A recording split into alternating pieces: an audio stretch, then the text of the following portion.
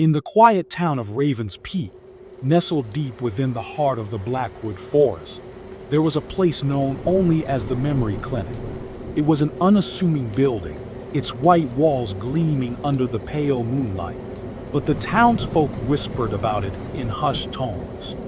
They said it was a place where you could lose yourself or find yourself, depending on who you asked. The clinic's advertisement appeared only at night, flickering on old television sets and crackling over a radio. It promised relief from the burden of memories, a chance to forget the pain of the past.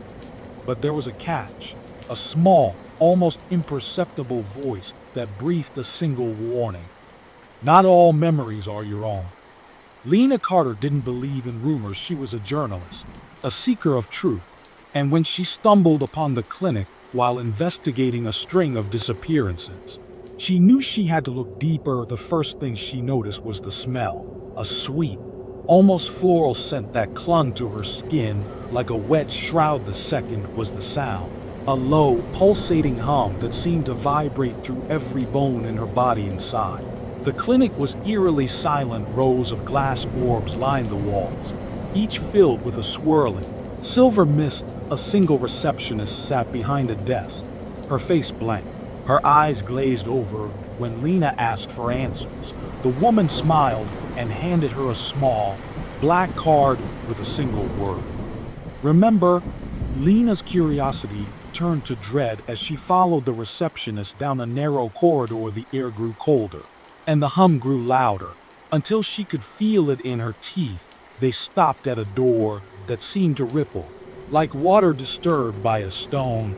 "Welcome to the Memory Eater," the receptionist said, her voice flat. "Here, your memories will be consumed, and you will be free." Lena tried to leave, but the door slammed shut behind her when she turned. She was alone in a light-lit room filled with machines that pulsed with an otherworldly energy. In the center of the room was a single chair, its leather cracked and stained. And then she saw it. A figure, tall and shadowy, standing just beyond the edge of the light.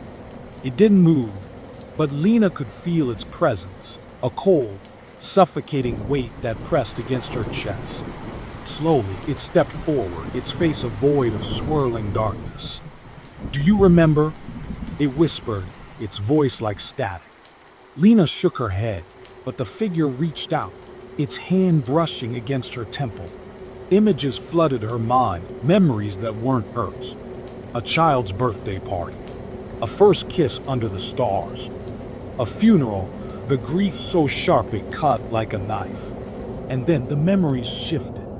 A forest bathed in blood, a scream that echoed endlessly, a shadow that chased her, always one step behind. Lena stumbled back, her heart pounding. "Those aren't mine," she screamed.